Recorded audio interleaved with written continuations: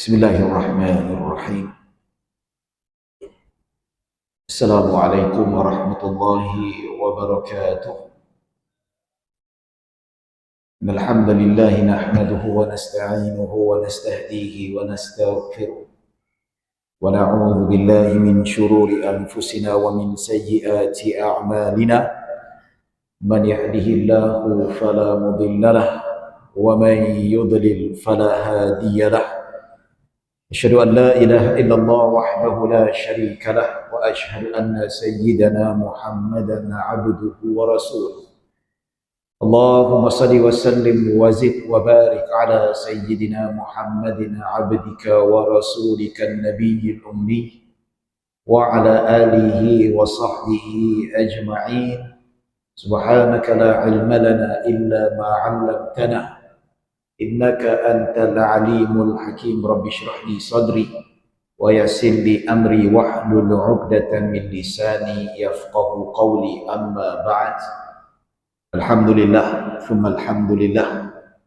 Terima kasih kepada Al-Fadhil Ustaz pengacara majlis yang berusaha, Ustaz Muhammad Akhyar Syarani selaku Nazir Masjid Qaryah Sungai Segamat, yang berusaha juga Timbalan Nazir Tuan Haji Muzni, serta barisan pentadbiran masjid dan juga pegawai-pegawai syarak, imam, ketua imam, Bilal dan Syiah, dan tak lupa juga yang dikasihi, yang dirahmati oleh Allah Subhanahu wa taala, tuan-tuan dan puan-puan yang dirahmati Allah Subhanahu wa taala, hadirin hadirat.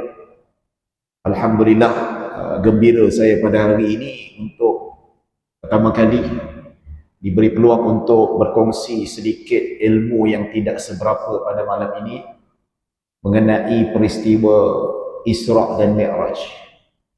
Langit disingkap, jiwa diseru. Tajuk tu saya main letak sebenarnya. Makna sebenar pun hantam saja dalam janji bunyi sedap. Bunyi langit tu adalah kaitan dengan Isra' Mi'raj. Jiwa tu adalah kaitan dengan iman kita. Jadi main letak je, okey pula, sedap nama dia. Jadi itulah, kalau pengacara tak faham tajuk tu, saya pun tak berapa faham sebenarnya. Tapi tahulah malam ni kita nak cerita pasal Isra' dan Mi'raj. Tuan-tuan dan puan-puan yang dirahmati Allah Subhanahu wa taala.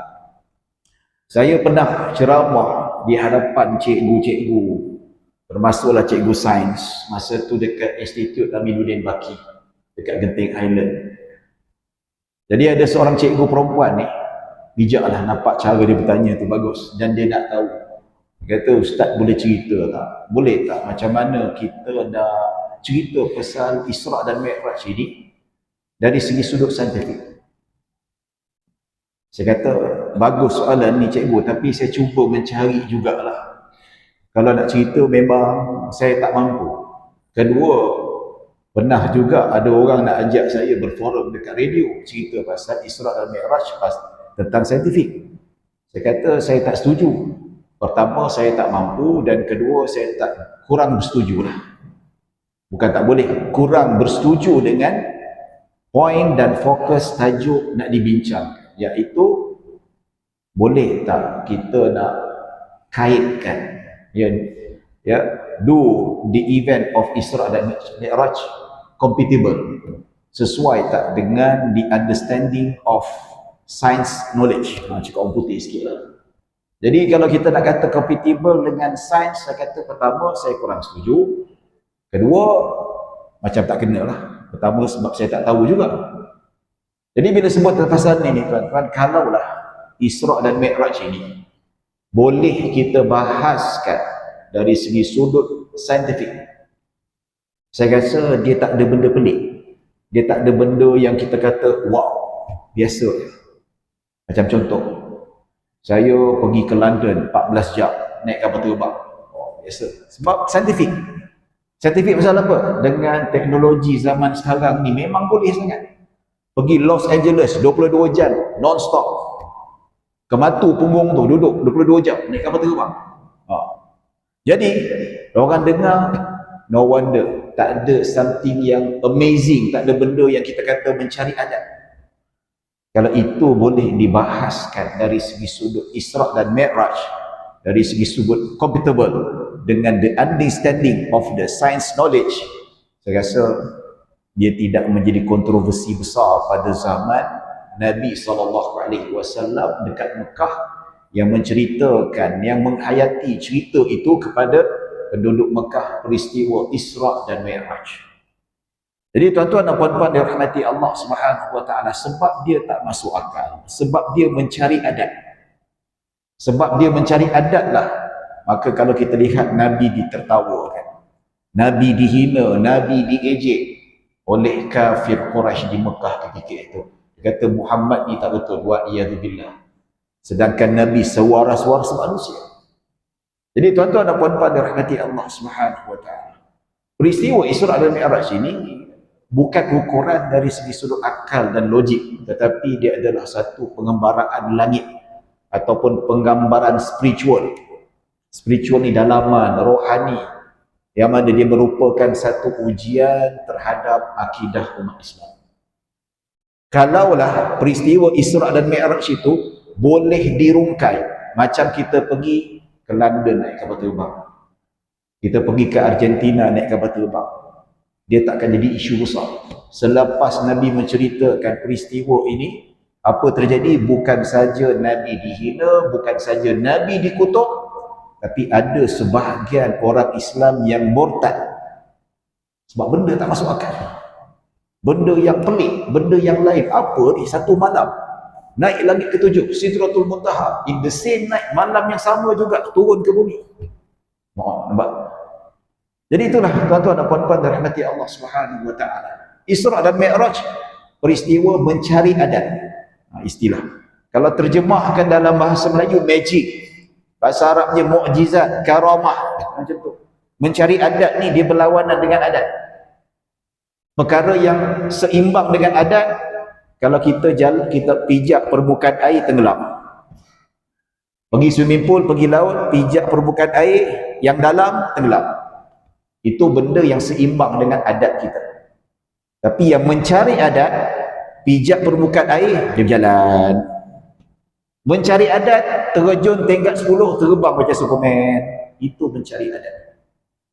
Jadi sebab itulah dianggap pelik Nabi ditertawakan ujian yang sangat besar selepas Nabi menerima kurniaan Isra' dan Mi'raj ini, tuan-tuan dan puan-puan. Jadi sebab itulah kalau kita kata, ya, langit disingkap, jiwa diseru supaya langit Allah menyingkap keesaan Allah, kebesaran Allah, untuk kita perhatikan, untuk kita mengagungkan tanda-tanda kebesaran Allah, supaya kita sematkan dalam hati, memperkuatkan keimanan kita. Pendek kata, Isra' dan Mi'raj ini adalah ujian.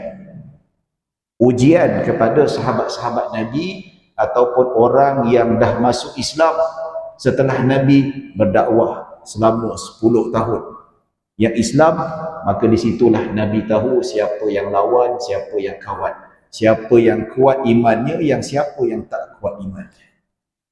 Jadi kita kena jadi seperti sahabat-sahabat Nabi apabila mendengar peristiwa Isra' dan Mi'raj, semat dalam hati, tidak ada sekelumit pun kisah ataupun cerita yang Nabi sampaikan mengenai Isra' dan Mi'raj akan keraguan. Tak ada keraguan sikit pun ada. Jangan. Pertama tuan-tuan, kalau kita lihat kenapa tak boleh ada keraguan, sebab ya khabar yang datang daripada Nabi. Dan kedua, bukan khabar daripada Nabi, disebut dalam Al-Quran. Subhanalladzi asra bi'abdihi laylan minal masjidil harami ilal masjidil aqsa alladzi barakna hawlahu linuriyahu min ayatina. Ayat Al-Quran ni bukan hadis. Adik-adik Al-Hafiz, Hufaz Melaka, alhamdulillah ada di sini. Dari ayat dalam surah Al-Isra, ayat pertama, Subhanalladzi, maha suci Allah yang memperjalankan hambanya daripada Masjidil Haram. Nampak tu, Masjidil Haram. Nabi bergerak Isra' dan Mi'raj daripada Masjidil Haram ke Masjidil Aqsa, Palestin, Syam. Ketika itu dipanggil bumi Syam. Di situlah Nabi diturunkan, dan Nabi menceritakan bagaimana Allah menceritakan alladzi barakna haulahu, iaitu Al-Aqsa itu diberkati oleh Allah Subhanahu wa taala. Jadi diberkati maksudnya menjadikan Al-Aqsa itu sebagai tanah haram. Memang tanah haram pun ibadah dekat situ pun berbeza. Solat 2 rakaat bersamaan dengan 500 kali ganda. 2 rakaat sekali solat dekat Masjidil Aqsa ataupun tanah Al-Aqsa tu seolah-olah kita solat 500 kali. Sekali solat dekat Masjid Nabawi kita dapat pahala seolah-olah kita solat 1000 kali. Solat dekat Masjidil Haram dapat pahala seolah-olah kita mendirikan solat 100,000 kali. Sebab tu ada orang Konoha, tahu Konoha? Tahu Konoha tak? Jiran kita lah. Ada kawan saya cerita, Pak, ya ada orang pulang dari umrah Pak, enggak mau solat. Kenapa? Ya sudah, solatnya sudah dilakukan awal-awal lagi, jadi enggak perlu buat lagi dah. Di Mekah sudah buat 100,000, jadi bertahun-tahun cuti solatnya. Oh, ni kita tak tahulah. Tak tahu nak maki bahasa Indonesia macam mana. Brengsek ke apa, tak tahulah kan. Macam-macam perangai ada orang Konoha ni kan. Nah, sebaik sini tak ada lah. Kalau ada pun dia sejak-sejak dia tak berani cakap. Sebab dekat sana, you bebas dia cakap apa-apa. Nak buat masjid ajaran sesat ada. Dia tak ada undang-undang yang mengikat. Dia tak ada akta dan enactment untuk membasmi ajaran sesat. Betul? Saya pergi Indonesia. Ada jumpa masjid Syiah. Kerajaan tak boleh tangkap. Masjid Nabi Isa, tahu pernah dengar? Masjid, saya tak lagi lah, tapi tengok masjid Nabi Isa tu perempuan. Steady je, cantik. Kerajaan tak boleh nak runtuhkan sebab tak ada. Tu Pancasila tak ada peruntukan undang-undang untuk mengekang ajaran sesat. Kita alhamdulillah kita ada Jabatan Agama, kita ada Mahkamah Syariah, kita ada Akta Undang-Undang Jenayah Syariah. Alhamdulillah benda tu boleh disekat. So benda-benda pelik tu mungkin ada dekat Malaysia, tapi sorok-sorok underground. Tapi dapat tahu boleh ditangkap dan didakwa di mahkamah. Jadi Allah kata bumi Al-Aqsa itu diberkati, dijadikan tanah haram. Banyaklah tafsiran barakna haulahu. Jadi yang penting ulama kata bumi Al-Aqsa tanah yang dimuliakan, diharamkan, dijadikan tanah haram. Jadi tanah haram tu Palestin, Al-Aqsa adalah milik kita. Bukan perjuangan rakyat Palestin, milik kita. Paling tidak pun kita tak mampu nak berperang dengan Yahudi, dengan Zionis. Paling tidak pun solidariti, doakan, sedekah, derma dan sebagainya. Itu sebab itu tanah kita, tanah umat Islam. Jadi tuan-tuan dan puan-puan dirahmati Allah, yang mana peristiwa Isra dan Mi'raj ini atas tujuan untuk memperlihatkan Nabi Muhammad sallallahu alaihi wasallam tentang kebesaran ataupun tanda-tanda kebesaran Allah Subhanahu wa taala. Nabi pergi dengan rasa gembira, Nabi terhibur kerana dapat melihat kebesaran Allah Subhanahu wa taala. Cakrawala yang dicipta oleh Allah Subhanahu wa taala. Yang mana Nabi dikurniakan peristiwa Isra dan Mi'raj untuk mengekang kesedihan Nabi. Sebab pada tahun yang sama, iaitu Amul Huzun, iaitu tahun kesedihan, Nabi kehilangan 2 tonggak yang menyokong Nabi. Pertama, Nabi kehilangan Siti Khadijah, isteri Nabi yang paling disayangi. Isteri Nabi yang paling disayangi, yang paling dicintai. Isteri Nabi yang paling besar pengorbanannya. Bukan kita nak menafikan pengorbanan isteri-isteri Nabi yang lain. Tidak. Isteri-isteri Nabi yang lain, Siti Aisyah, Ummu Habibah, Ummu Salamah, Suwaidah, semua ada. Semua ada pengorbanan dan ada jasa bakti pada perkembangan Islam. Tapi dalam beramai-ramai isteri Nabi itu, ada seorang yang paling besar pengorbanan, iaitu Siti Khadijah. Sampai Siti Khadijah dah meninggal pun, Nabi selalu sebut nama Siti Khadijah di depan isteri Nabi. Sampai Siti Aisyah cemburu. Biasa. Wanita cemburu tu normal lah kan. Siti Aisyah pun cemburu. Adik-adik tak tahu lagi, belum kahwin lagi kan. Ni untuk pakcik-pakcik lah, bapak-bapak. Siti Aisyah ni cemburu, apatah lagi isteri kita. Kalau cemburu maksudnya isteri kita normal, sehat walafiat. Balik cuba test isteri kita yang abang nak kahwin lagi. Dia ambil penyapu, dia ambil belanga, dia balik, dia apa kerja, pusing sampai Sungai Selamat, tuan-tuan. Itu maknanya normal. Isteri kita sihat walafiat. Tapi balik cakap macam tu juga, ya ke bang, abang nak kahwin lain? Silakan bang, alhamdulillah. Saya gembira. Dah lama saya tunggu. Kena bawa jumpa doktor. Something wrong somewhere. Terputus, kita tak tahulah. Cuba bagi susu dugro ke macam kan? Jadi cemburu tu biasa. Siti Aisyah pun cemburu dengan Siti Khadijah. Siti Khadijah dah meninggal, dah wafat. Tapi Nabi cerita bukan nak bagi cemburu, Nabi nak cerita kebaikan dia macam mana, pengorbanannya cukup besar. Sampai Nabi sembelih kambing, Nabi hadiahkan daging-daging kambing tu kepada kawan-kawan Siti Khadijah. Sayangnya Siti Khadijah, wafat Siti Khadijah, hilang satu tonggak yang menyokong dakwah Nabi SAW. Selepas itu Nabi kehilangan Abu Talib, bapa saudara Nabi SAW. Pun sedih lagi, dah macam bapak dia lah. Abu Talib tu dipanggil bukan pakcik, panggil bapak, ayah, ayahanda. Ya. Dan isteri Abu Talib, Fatimah, dipanggil ibu. Jadi rapat dan dia sangat sayang. Dan paling sedih sekali, Abu Talib meninggal dunia bukan dalam hidayah Allah, mati dalam keadaan bukan Islam. Lagi disedih. Jadi Allah kurniakan Isra dan Mi'raj untuk menghibur Nabi. Nabi sedih sebab dakwah Nabi ditolak. 10 tahun, ya, berbelas tahun Nabi berdakwah, berapa ramai saja masuk Islam. Jadi Nabi demotivated sedikit, sebagai manusia biasa ada rasa sedih. So Isra dan Mi'raj, Allah membawa Nabi Muhammad bertemu dengan para Nabi. Allah hidupkan balik para Nabi. Nabi Muhammad bertemu dengan Nabi Adam, Nabi Musa, Nabi Ibrahim, Nabi Isa dalam keadaan yaqazah. Jelas, bukan mimpi, nampak betul-betul. Setiap tingkat langit itu. Jadi bila jumpa Nabi Adam, terasa motivasi balik. Dapat semangat daripada saudara-saudara para Nabi yang lain. Seolah-olah para Nabi berkata kepada Nabi Muhammad, jangan risau dengan cabaran dakwah. Dakwah ada susah payahnya. Kami pun sama juga.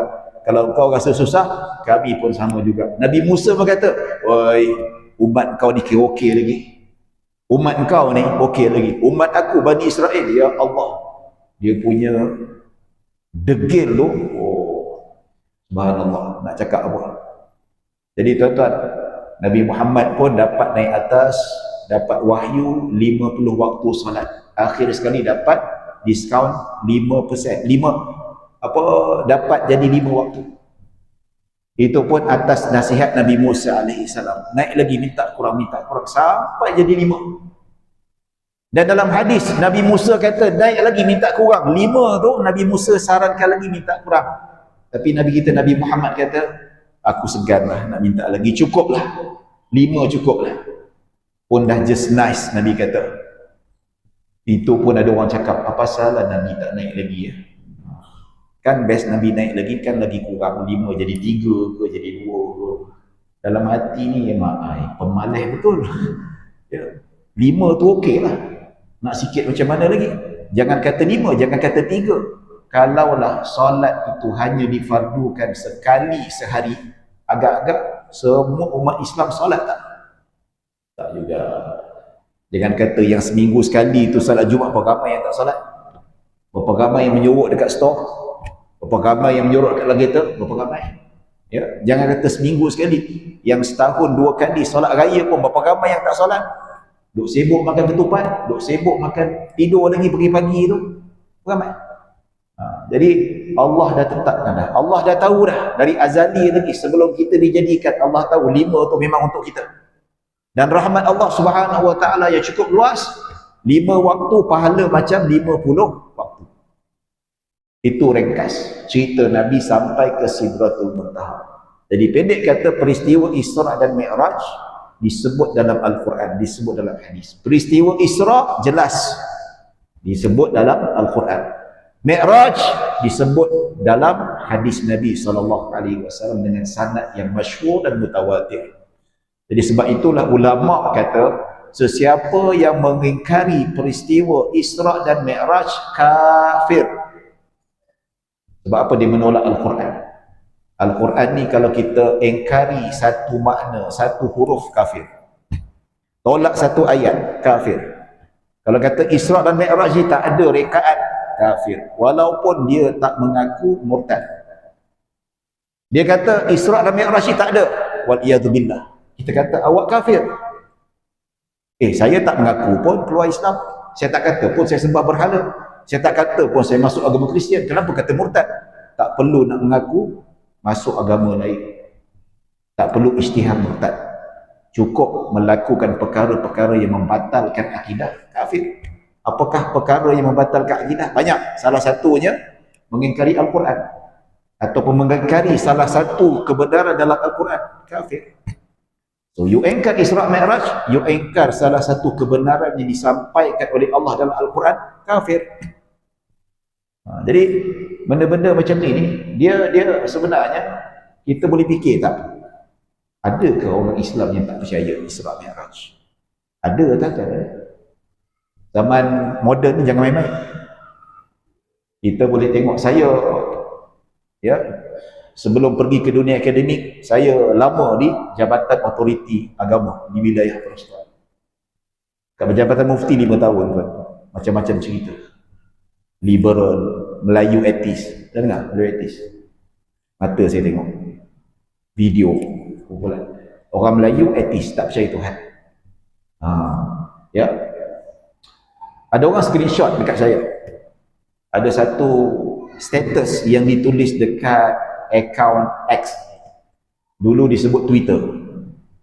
So Twitter bila Elon Musk beli jadi X pula. Okey. Dalam Twitter tu, X tu macam-macam aliran. 1001 kemaksiatan, pemikiran, macam-macam, sekular, liberal, pluralisme, etisme, free thinker. Kita tak kisah orang-orang barat, tapi yang saya sebut ni, semua ni orang Melayu kita. Melayu kita. So ada orang tunjuk screenshot dekat saya. Dia kata ada satu akaun ni Melayu, bukan fake account, bukan akaun palsu. Betul. Bila saya cek, betul dia ada. Dia masih aktif lagi, dia masih lagi apa, dia tunjuk gambar dia. Dia tidak menyembunyikan identiti dia. Pernah saya tengok dia cerita pasal Isra' Mi'raj. Panjang lah. Dia buat slot-slot dia punya tentang cerita Isra' dan Mi'raj, dia kata. Dia ni ramai kawan, dia kata saya ni ramai kawan. Dalam bahasa Inggeris lah, Melayu cakap orang putih punya kan. Kata saya ada kawan daripada India, China yang bukan beragama Islam, yang beragama Kristian, beragama Buddha. Dia kata saya menghadapi masalah bila menceritakan kisah ataupun peristiwa Isra' dan Mi'raj. Ya, saya menghadapi masalah itu, dia kata. Sebab apa? Bila cerita kepada kawan-kawan yang non-Muslim, mereka tak percaya. Mereka tak percaya, ini tak masuk akal. How your prophet pergi naik atas bawah only one night, dia kata. Macam mana tak masuk akal? Kawan dia Kristian, yang Buddha, yang apa sebagainya. Sebenarnya kalau kita tanya orang Hindu, kalau buka kitab Veda dia, ada cerita-cerita pasal mukjizat. Boleh percaya pula, tapi sebab cerita Nabi Muhammad dia tak percaya. Ya. Kalau member dia Kristian tu, kalau buka Bible, banyak bagaimana cerita mukjizat para Nabi. Nabi Yusha, Nabi apa semua, boleh percaya pula sebab dalam Bible. Tapi bila cerita Nabi Muhammad tak percaya pula. Okey, fine, tak apa. So bila dia kata peristiwa Isra' dan Mi'raj, dia ceritakan perkara ini kepada kawan-kawan dia yang non-Muslim, dia kata tak masuk akal. Dia tak percaya, dia kata macam mana boleh berlaku satu malam daripada Mekah ke Madinah, daripada Masjidil Haram pergi ke Masjidil Aqsa. Itu naik ke Sidratul Muntaha, setinggi-tinggi langit, sejauh-jauh langit. Tengok macam mana Star Wars kan, luas. Itu tak sampai, tak habis lagi langit pertama. Langit pertama pun tak habis lagi tu. Atas lagi. Laju tak laju burak. Satu malam naik langit ketujuh sampai Sidratul Muntaha. Lepas tu turun bawah. Di situ bertemu pengakhiran. Satu malam saja. Saya kata, mana mungkin? Jadi apa konklusi dia buat?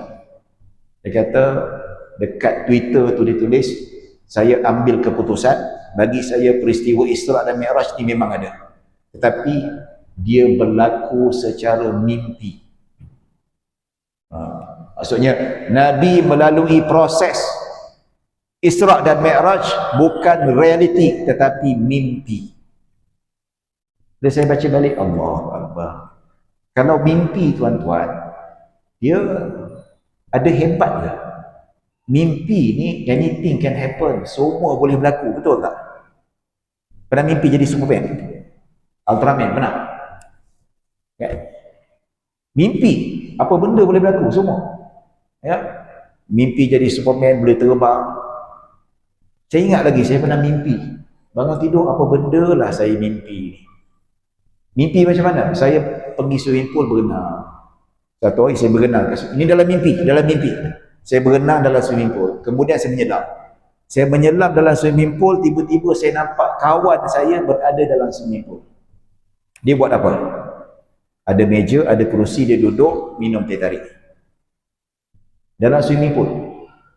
Bukan swimming pool kosong, ada air tu, air penuh. Dalam swimming pool minum teh tarik. Betul, saya sini, jom minum. Saya pun turun, minum sekali. Bangun tidur, apa benda lah aku mimpi ni? Mainan syaitan kan? Mengarut dia mimpi. Mainan syaitan. Maksudnya mimpi boleh belaka, nak jadi Superman ke, nak jadi Ultraman ke, nak jadi Doraemon ke, you can, boleh jadi apa-apa dengan izin Allah. Boleh berlaku. Betul tak? Nak kahwin dengan perempuan cantik, lelaki handsome, anytime. Jadi tuan-tuan dan puan-puan dirahmati Allah Subhanahu wa taala, kalaulah peristiwa Isra' dan Mi'raj ini berlaku secara mimpi, dia tak nama mukjizat. Bayangkan kalau Nabi turun daripada Sidratul Muntaha pada waktu subuh sampai dekat depan Kaabah. Kalau Nabi cerita, aku malam tadi bermimpi naik Buraq bersama malaikat Jibril sampai ke atas, jumpa Nabi-Nabi, turun bawah balik. Aku mimpi malam tadi. Agak-agak Abu Jahal nak ketawakan dia tak? Dia tak ketawa dalam mimpi, aku boleh mimpi. Jadi itulah tuan-tuan dan puan-puan dirahmati Allah Subhanahu wa taala. Jadi sebab itu kita kata Isra' dan Mi'raj satu perjalanan spiritual, perjalanan rohaniah bagi kita. Perjalanan jasmaniah secara jasad ke atas baginda Nabi SAW.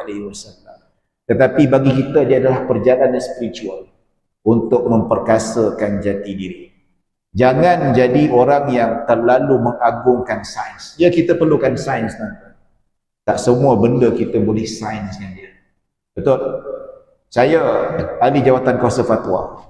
Banyak fatwa-fatwa perubatan yang memang kita fatwakan, kita tengok laporan doktor sains. Contoh perubatan begini, boleh tak? Obat ni halal atau tidak? Ada enzim babi ke tidak? Obat ni adakah? Ada. Sebelum kita nak putuskan fatwa, sebelum mufti putuskan fatwa, doktor kena bentang dulu. Kita perlu kan? Siapa kata kita tolak sains? Tapi tak semua boleh sains. Jangan terlalu taksub. Kita ada juga benda yang tak boleh nak rungkai dengan nas. Cuba rungkaikan dengan nas. Terkentut kena ambil wuduk. Kenapa? Cuba berikan alasan compatible untuk alaikan, untuk kita synchronizkan dengan sains. Cuba kentut ambil wuduk. Pasal apa?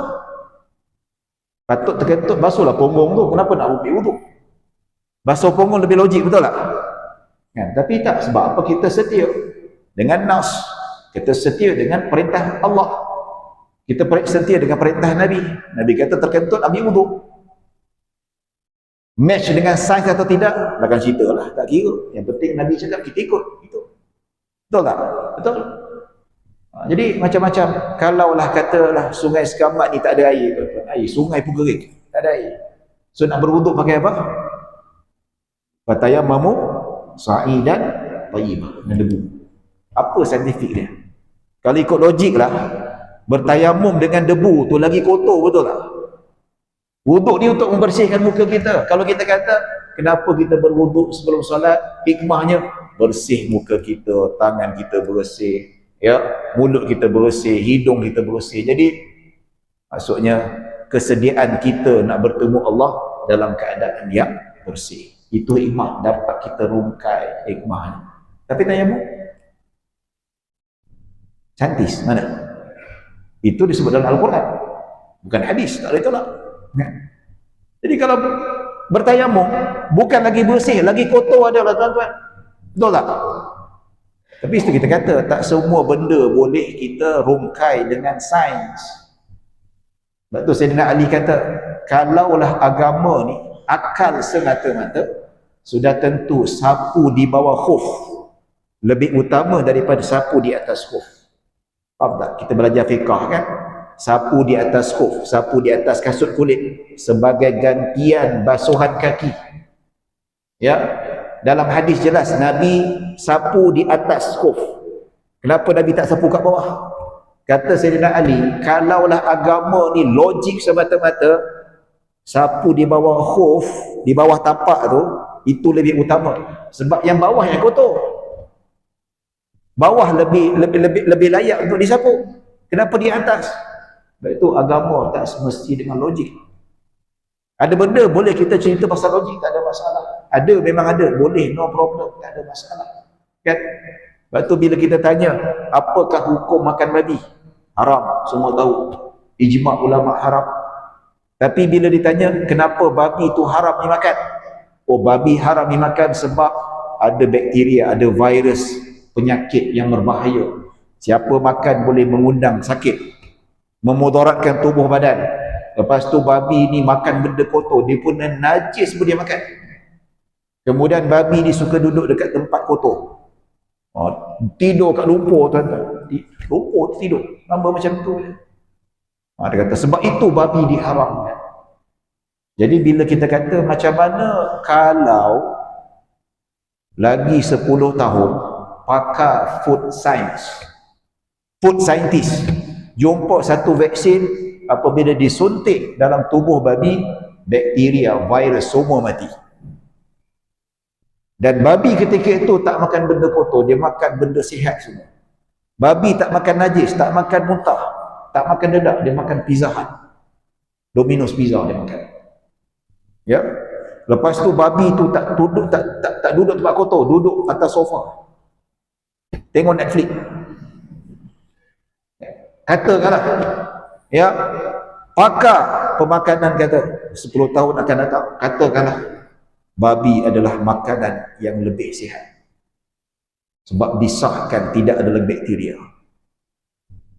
Agak-agak babi jadi haram ni. Jadi haram tak? Jadi halal ke babi? Ya. Jadi jawapan kita apa? Kenapa babi haram? Allah haramkan. Hurrimat alaikumul maitatu wad-damu wa lahmul khinzir wa ma uhilla bihi li ghairillah. Jelas. Tapi tak salah kalau kita nak bincang hikmah, tak ada masalah. Contoh kenapa babi diharamkan? Sebab Allah haramkan. Regardless lah macam mana berubah condition dia, keadaannya, regardless, tak kisah. Berubah keadaan jadi paling sihat pun tetap Allah haramkan, sebab Allah haramkan. Habis cerita, full stop. Tapi boleh tak kita nak bahas hikmah? Boleh. Hikmahnya, babi ni kalau ikut saintifik bahaya, ada virus, boleh menimbulkan penyakit, memudarat ke tubuh badan. Banyak dapatan kajian membuktikan. Tak apa, bagus cerita. Tapi main dia tak semua benda nak kena akal, tuan-tuan. Sama juga dengan peristiwa Isra' dan Mi'raj. Jadi bila cerita tengok kawan-kawan non-Muslim tak percaya, pergi lantak dia lah. Kita nak pergi jaga hati dia sampai kita nak memperakalkan Isra' dan Mi'raj itu mengikut pemikiran mereka, sampai kita menggadai prinsip akidah kita. Sedangkan Isra' dan Mi'raj adalah satu wacana untuk menguji iman kita. Alladzina yu'minuna bil ghaibi wa yuqimuna as-salata wa mimma razaqnahum yunfiqun. Ayat ketiga surah Al-Baqarah. Jelas. Ya, siapakah orang bertakwa? Yaitu mereka yang beriman pada benda-benda ghaib. Alladzina yu'minuna bil ghaibi, alladzina yu'minuna bil ghaibi wa yuqimuna as-salata, yaitu percaya kepada alam ghaib, percaya dan mendirikan salat dan membayar zakat. Itu ciri-ciri orang yang bertakwa. So kita tingkatkan ketakwaan kita melalui peristiwa Isra dan Mi'raj. Okey. Berhenti azan seminit lagi seminit. Baik. Jadi itu.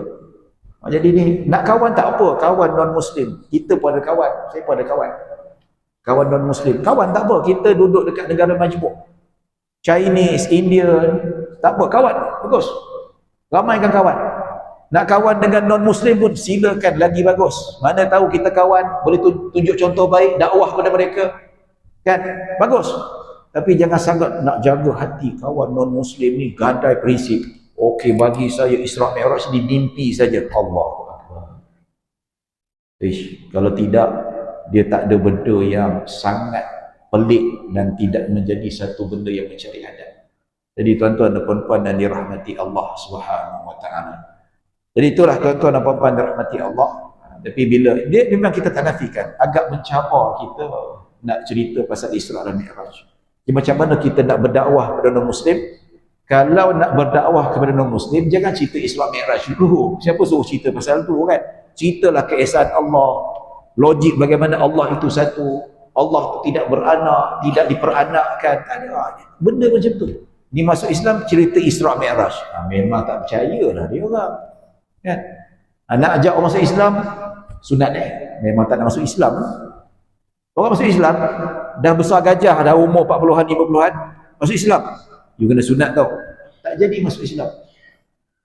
Macam mana dakwah macam tu? Kan? You takut Isra Mi'raj, macam mana nak yakinkan? Jangan cerita dulu benda tu. Cerita benda lain, benda asas akidah. Bila mereka dah faham akidah dengan kuat, tunjang akidah keesaan Allah, tauhid itu kuat, barulah cerita mukjizat, barulah cerita benda-benda. Automatik dia akan percaya sendiri. Azan, kita bagi dalam azan insya-Allah. Jadi peristiwa Isra Mi'raj ni dia ialah ujian bagi keimanan kita lah. Kalau sekadar mimpi aja, Nabi turun dekat daripada Sidratul Muntaha dan diturunkan di depan Kaabah. Dan Nabi sampai waktu subuh. Dan Nabi duduk termanggu di hadapan Kaabah. Ya. Selepas solat subuh, maksudnya subuh pun masa ketika itu solat 5 waktu pun apa, selepas solat subuh Nabi duduk termenung, duduk fikirkan macam mana nak ceritakan peristiwa ini pada penduduk Mekah. Kena ceritakan. Jadi tak lama selepas itu tiba-tiba muncul Abu Jahal lalu depan Kaabah. Abu Jahal walaupun tidak beriman, tapi ketika dia ingat Abu Jahal tu bangun subuh tau. Ya, Abu Jahal yang kafir tu pun bangun subuh. Kita yang Muslim ni tak bangun subuh, malu lah tuan-tuan. Subuh adalah hadis. Waktu subuh. Abu Jahal lah tak. Dia tengok Nabi Muhammad duduk termenung dalam keadaan duduk fikir, susah hati. Susah hati masalah apa? Macam mana nak ceritakan benda macam ni? Sebab benda tu bukan mimpi. Benda tu realiti. Secara jasad. Secara realiti pergerakan macam kita berjalan ni. Itu. Jadi Abu Jahal kata, apakah yang menyedihkan kau wahai Muhammad? Apa yang membelenggu kau? Apa yang menyebab kau rasa susah, nampak muram? Maka Nabi kita Nabi Muhammad sallallahu alaihi wasallam bersabda, dia kata, ada kebenaran yang perlu aku ceritakan. Maka Abu Jahal kata, aku ceritakan, aku nak dengar. Dia cerita. Habis saja Nabi cerita A sampai Z, Abu Jahal senyum sengit. Senyum joker tau, luas sampai ke telinga dia punya senyum tu. Ya. Jadi tuan-tuan dan puan-puan dirahmati Allah, dia senyum tu bukan gembira. Nabi gembira sebab dapat melihat kebesaran Allah, dapat jumpa para nabi. Abu Jahal senyum gembira sebab dia kata, this is the right time aku nak kenakan Muhammad. Inilah waktu terbaik aku nak kenakan Muhammad. Jadi Abu Jahal pun offer diri dia kata, sini Muhammad, aku boleh bantu kau duduk sini, aku kumpulkan seluruh penduduk Mekah ataupun majoriti mereka. Aku pusing Mekah, aku kumpulkan mereka. Kau duduk sini saja depan Kaabah. Tapi satu syarat, kau berjanji dengan aku. Kau berjanji dengan aku, bila aku dah kumpulkan seluruh penduduk Mekah, kau kena cerita kepada mereka seperti mana yang kau ceritakan tadi pada aku. Nabi kata, ya, aku tak tipu. Nabi ni Al-Amin. Sebelum dilantik sebagai Nabi Muhammad, Nabi ini adalah yang paling jujur, tak pernah menipu. Para Nabi tak pernah menipu, tuan-tuan. Apatah lagi Nabi Muhammad SAW. Jadi okey, dipanggil, dikumpul. Dah kumpul semua sekali, semua berkumpul di depan Kaabah, di hadapan Nabi. Nabi pun naik tempat tinggi sikit, Nabi ceritalah A sampai Z.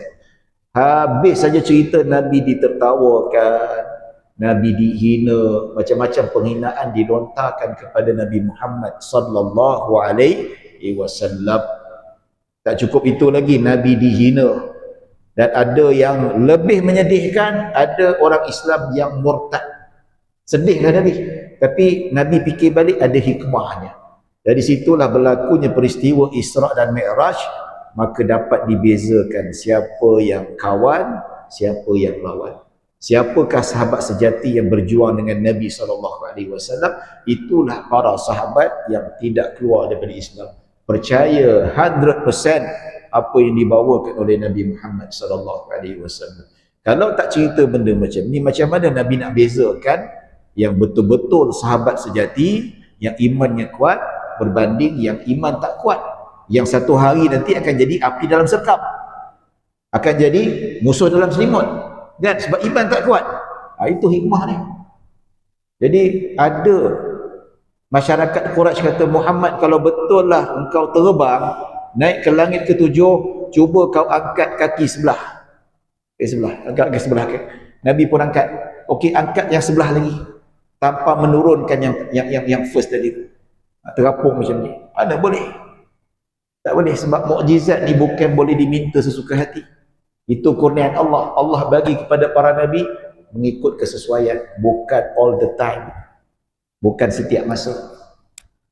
Jadi ditertawakan, dua-dua kaki tak boleh angkat, ini satu kaki nak terbang lagi ke atas, lagi dah tak boleh. Dan kebetulan adalah yang logik sikit, tuan-tuan, kebetulan ada peniaga kafir, pembesar-pembesar Quraisy yang baru balik daripada Al-Aqsa. Baru balik lah. Maksudnya baru balik semalam, 2-3 hari lepas, baru balik daripada Syam, daripada Palestin, berniaga dekat sana. Mereka balik, kebetulan mereka baru beberapa hari sampai dekat Mekah, kampung mereka. Setelah berbulan-bulan lama berniaga dekat Syam. Dia kata, kami ni baru balik daripada Al-Aqsa. Kami tengok Masjid Al-Aqsa. Kami tahu reka bentuk dia macam mana. Dia tanya, terangkan kepada kami, kalau betul lah engkau pergi ke Al-Aqsa malam tadi, terangkan kepada kami macam mana rupa dia, tiang dia berapa, anak tangga dia berapa. Jadi dalam Sahih Muslim, Nabi sebut dia sedih, dia takut, dia risau. Sebab pergi waktu malam, tuan-tuan. Waktu malam mana ada lampu, tak nampak. Betul tak? Gelap. Malam-malam ni pun, walaupun tengok masjid Sungai Segamat ni pun tak berapa nak ingat. Siang boleh tahan lah. Nabi pergi malam, tak nampak. Dan Nabi kata, aku tak ingat bentuk dia. Tapi Allah Maha Pengasih, Allah bantu Nabi Muhammad SAW. Tiba-tiba Allah munculkan replika Masjid Al-Aqsa di hadapan wajah Nabi SAW. Yang nampak Nabi seorang saja yang nampak, yang lain tak nampak. So Nabi ceritalah tiang berapa, luas berapa, anak tangga berapa. So tercengang peniaga-peniaga Quraisy itu yang bawa balik. Dia kata, so Abu Jahal kata, betul ke? Kau tercengang pasal apa? Kami tercengang sebab kami terkejut. Description yang diberikan oleh Nabi Muhammad itu lengkap, lebih lengkap daripada kami. Muhammad jauh lebih tahu daripada kami. Nampak? Jadi apakah kesudahannya, tuan-tuan? Adakah mereka beriman pada Allah? Tak juga. Tak juga beriman pada Allah. Dan ada juga yang beriman. Ada yang kafir Quraisy yang senyap-senyap lepas peristiwa itu jumpa Nabi, beriman pada Nabi Muhammad. Adalah, tapi tak ramai. Dan peristiwa Isra dan Mi'raj, selepas Nabi ceritakan bentuk Masjidil Aqsa secara lengkap, dia menguatkan lagi keyakinan para sahabat. Sehingga kan Abu Jahal bertemu dengan Abu Bakar. Abu Bakar ni seorang Quraisy yang terhormat dekat Mekah ketika itu. Kata Abu Bakar, kau ni percaya ke? Kau ni seorang bangsawan yang terhormat, bijak, ahli nasab.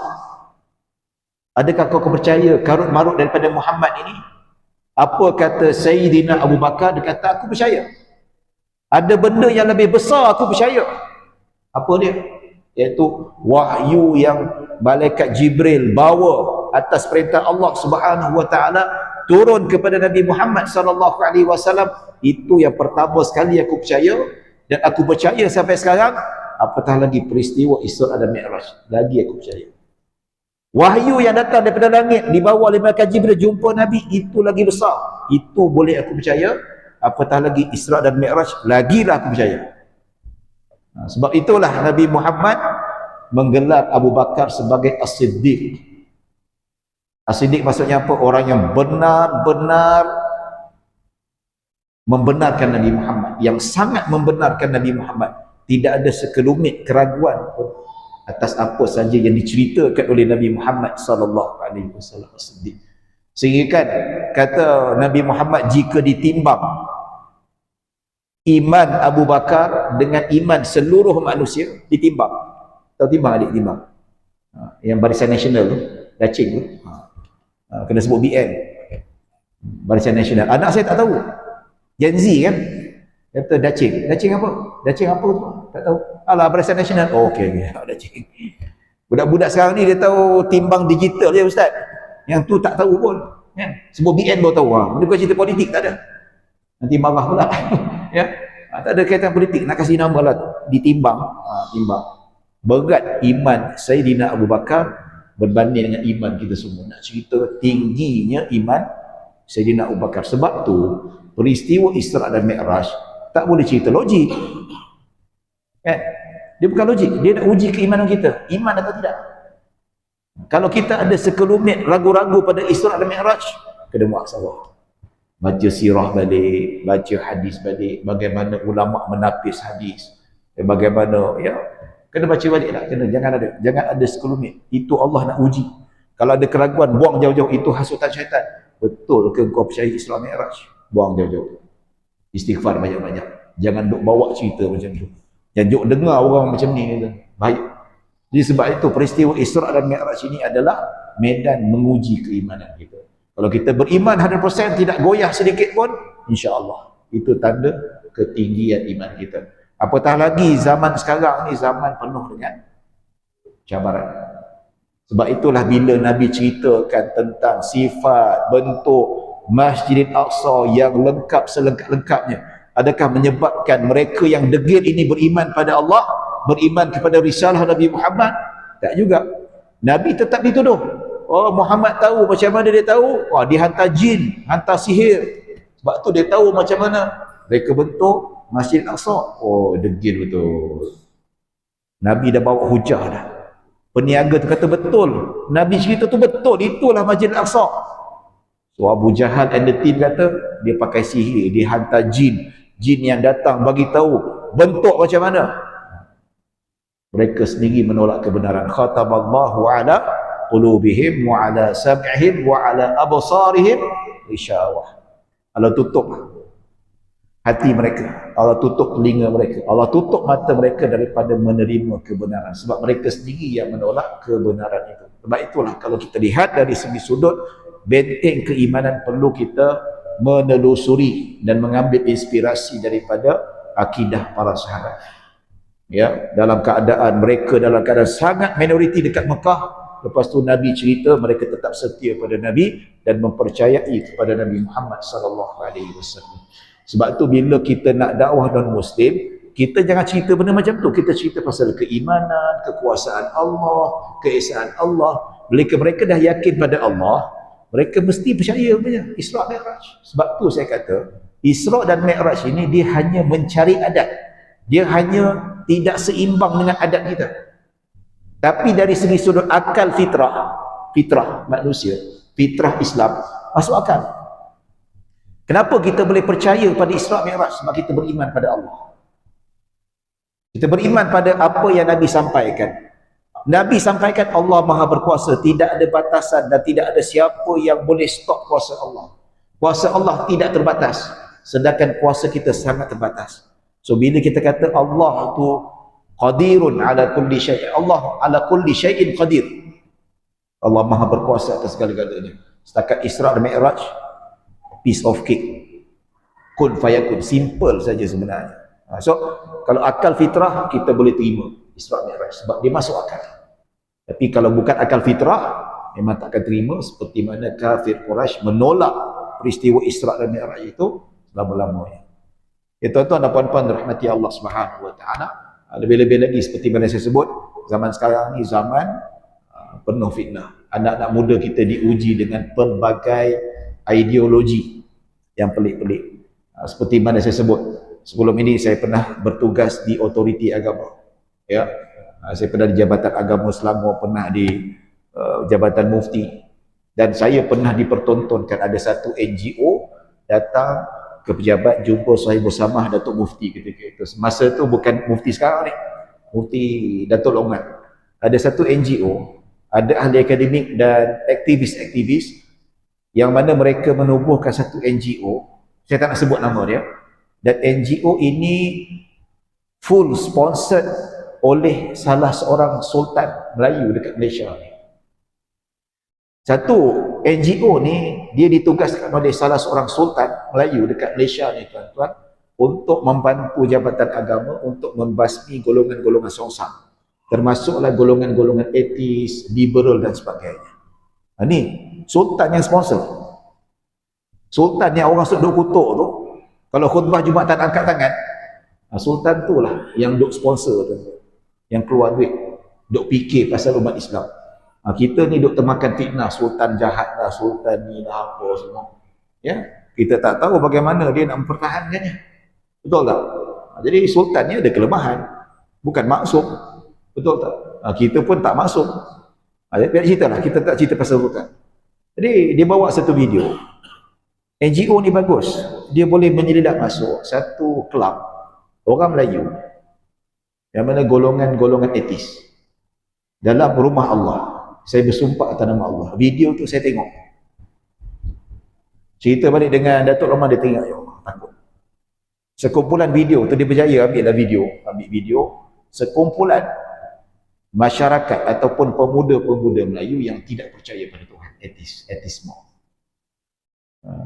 Tengok perbualan mereka dalam video tu, cakap Melayu. Saya fasih cakap Melayu, orang Melayu lah. Ya. Nama-nama Melayu, Ahmad, Zulkifli, Hamzah, Ali, bukan nama sebenar. Nanti, oh Hamzah engkau okay. Ada Hamzah berlambak nama Hamzah. Ya. Muka-muka kita, muka Jawa, Banjar, Melayu, Bugis. Wallahi, rumah Allah. Cerita yang paling saya sakit hati ni tuan-tuan, dia keluar perkataan F kepada baginda Nabi Muhammad sallallahu alaihi wasallam. Saya dengar tu kata, Muhammad ni kalau depan mata aku tumbuk dah. Lunyai dah aku bagi. Dia kutuk Nabi Muhammad. Dia maki Nabi Muhammad. Oh, geram tu. Betul. Mati-matilah. Geram rasanya. Melayu kita tu, yang sekolah kafar, yang reti baca Fatihah, yang reti baca Al-Quran, tapi boleh menjadi perubahan 360 darjah. Etis tidak percaya pada Tuhan. Dekat Indonesia, berapa ramai Al-Hafiz jadi murtad?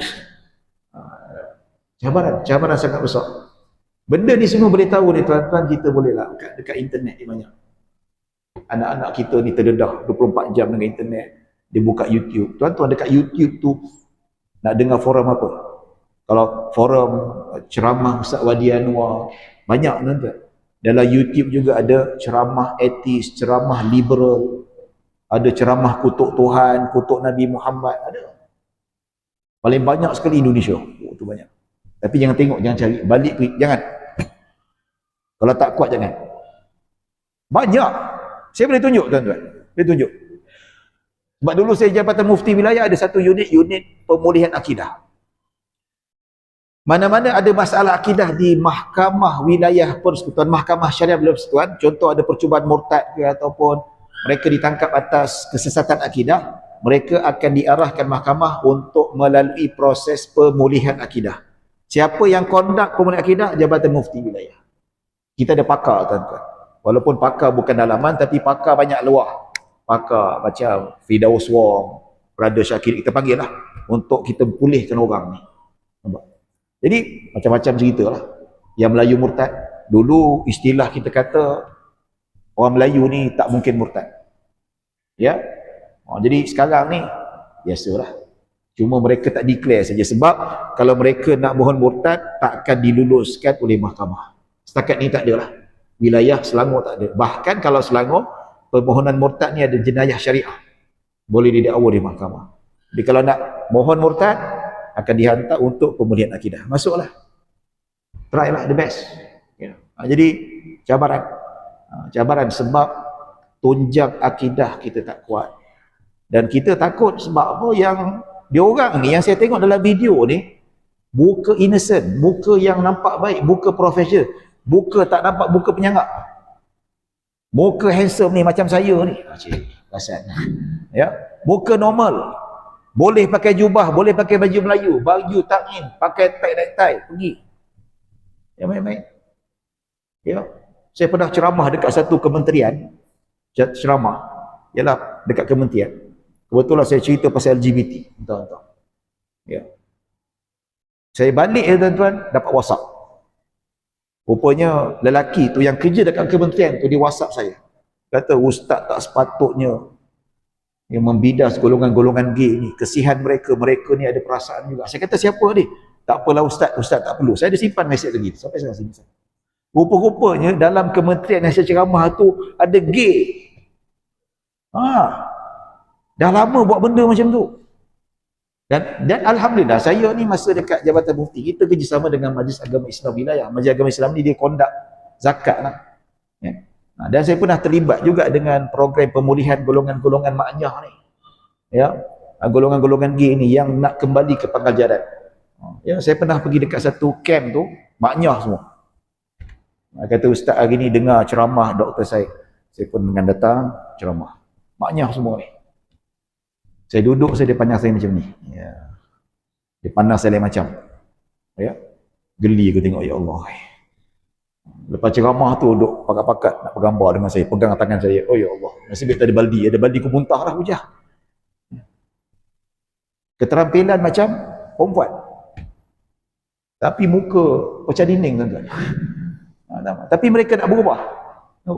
Dan saya pernah jumpa orang Melayu kita dalam juga program Mawib ni, dia kata dia dah tinggalkan dunia gay ni. Dia tak ada lagi dah berkecimpung, dia tidak lagi melakukan hubungan seksual sejenis.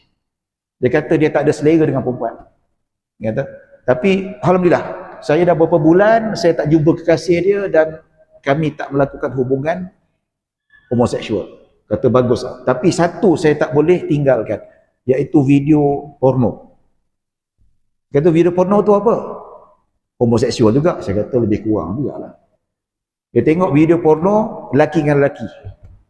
Lepas tu dia melakukan, yalah, onani, tak nak cerita lebih lah. Dia kata kena tinggal, kena jangan tengok benda macam tu, tengok benda lain. Dia kata susah Ustaz ni dapat tinggalkan homoseksual ni, fizikal okey lah, tapi video saya tak tinggal. Minta maaf ya adik-adik, saya kena cerita benda macam ni. Bagaimana kepincangan akidah umat kita ni teruk. Jadi saya kata macam ni lah, daripada awak tengok video dekat rumah, awak pergi ke masjid. Rumah dekat dengan pergi masjid, berjemaah iktikaf kat situ. Tak boleh Ustaz, lagi teruk saya pergi masjid. Pasal apa? Sebab imam dia handsome, muda. Waduh, kalau imam tu rukuk lagi lah saya berdebar hati saya itu. Waduh, payah tu, macam mana ni. Dia syok dengan imam tu. Hati-hati imam. Kadang pergi masjid bukan nak sembahyang, nak tengok imam. Wah, imam takut. Macam mana dia kata istighfar banyak-banyak. Ada benda susah ya. Hati-hati kita. Bila saya tengok video tu dan beberapa video lain, saya kata saya keluar tengok, ish, tak ada cahaya ni orang Melayu. Tak etis ke, tak. Sampai timbul dia melibatkan mental saya ni. Sampai kita nak bertegur ni, dia ni etis ke, dia ni gay ke apa. Benda tak nampak susah. Sebab tu tarbiyah daripada rumah. Rumah tu penting. Macam mana kita tarbiyah anak kita. Kita kena kawal internet anak kita, kawal media sosial, penting. Sebab banyak budak-budak terjebak dengan benda-benda macam ni, etis di bawah sebab media sosial. Mak bapak tak kawal. Kena tengok, kena check, ya. Kita kena buat, kadang-kadang kena check history. Buka, jumpa anak minta handset, kita kata kita check history dia. Buat spot check tuan-tuan. Spot check.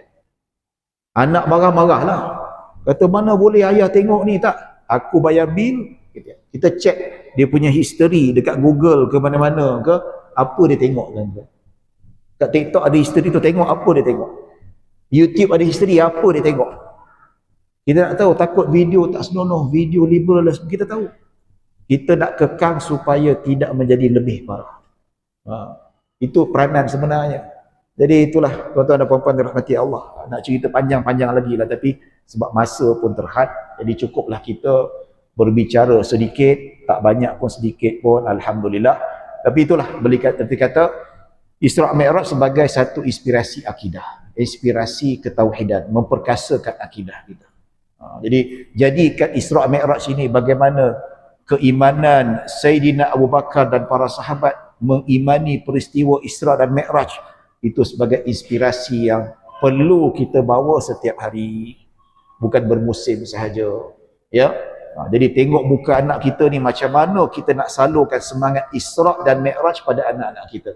Sebab kita tak nak mereka hancur, kita tak nak mereka terjebak dengan benda-benda yang saya sebutkan tadi. Wal'iyadzubillah. Kalau berlaku, jangankan kata menyesal, menangis air mata darah pun tidak ada gunanya lagi. Sebab tuan-tuan, kalau sekali terjadi, dia nak pulih susah. Bukan tak boleh, boleh. Ada yang berjaya dipulihkan. Yang tak berjaya dipulih pun ramai juga. Kita doakan orang macam ni tu. Doakan anak kita, doakan umat Islam. Jangan berlaku macam tu. Kena perhatikan setiap sudut supaya jangan menyesal nanti. Wallahu a'lam, tuan-tuan dan puan-puan dirahmati Allah Subhanahu wa taala. Cukup setakat itu sahaja saya ucapkan ribuan terima kasih kepada Tuan Nazir Al-Fadhil Ustaz serta pentadbiran yang sudi menjemput saya pada hari ini. Alhamdulillah. Mudah-mudahan kita mendapat rahmah dan maghfirah. Terima kasih kepada tuan-tuan dan puan-puan kerana sedia duduk mendengar ceramah saya pada hari ini. Mudah-mudahan kita mendapat berkat. Saya mohon maaf yang baik hanya daripada Allah Subhanahu wa taala, kekurangan kesilapan daripada diri saya sendiri. Aqulu qawli hadza wa astaghfirullahaladzim li wa lakum. Wassalamualaikum warahmatullahi wabarakatuh.